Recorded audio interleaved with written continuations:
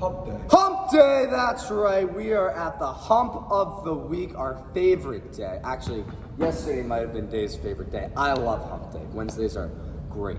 So, we got an AMRAP 23 today. You're getting right over that hump with this AMRAP 23. It's gonna start with the 600 meter run.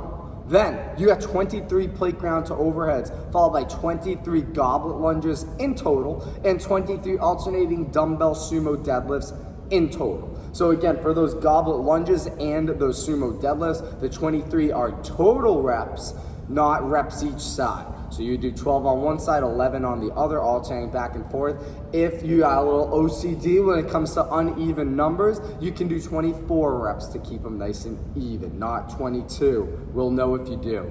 We'll hear about it. Even if you don't tell anyone, we'll know. We're trying to get through 4 rounds in this AMRAP 23. 4 rounds is going to be your goal. Starting with the run, just a quick note.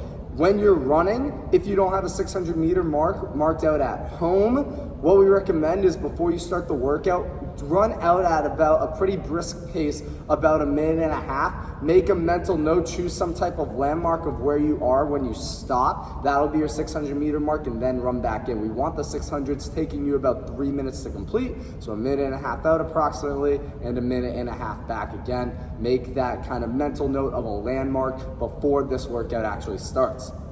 Use it as your warm up. Then the 23 plate ground to overheads, Dave's gonna demo for us right behind me. He's gonna have that plate, he's gonna have his hands directly on the sides of the plate with his thumbs pointing down. His feet might be slightly wider than a squat stance if he needs to make a little bit more room for that plate to fall between his legs. He's gonna hinge his hips back and then bend at the knees so his hips stay between his shoulders and his knees. And then with that flat back, he's gonna explode up. Notice how he's being patient with his elbow. As soon as his hips lock out, that's when his elbow bends, and he's getting that strong press out right overhead. When he's pressing that plate overhead, he's pressing where that plate is flat with the ground, not pointing straight up to the ceiling and down to the floor.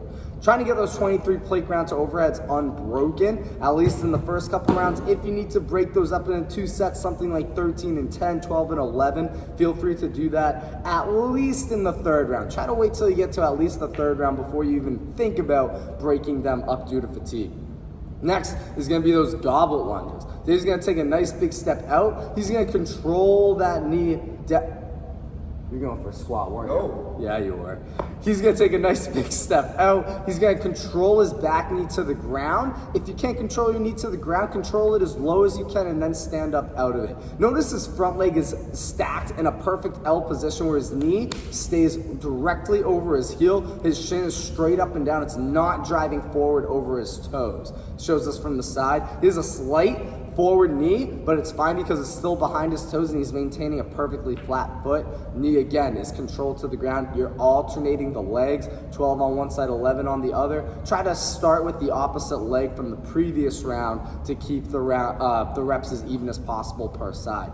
Then the last movement is gonna be 23 alternating dumbbell sumo deadlifts. Dave's gonna spread his feet wider than a squat stance, more in that kettlebell swing position, where now he is going to, similarly to how we started the plate ground to overhead, he's gonna hinge his butt back. He's gonna keep his eyes looking straight up. He's gonna drive his knees out similar to a squat. When he stands, he's squeezing that butt. And once the butt's locked out, he's gonna switch hands for that dumbbell. So he's just tapping the ground, standing back up. If you cannot get to the ground with both dumbbell heads, while maintaining a flat back, it's okay to hold it how Dave's holding it, where he's holding it just by one head of the dumbbell instead of the handle. Dave, can you turn sideways real quick and show us, if you can't reach the ground, what it might look like with the rounded back, if you round?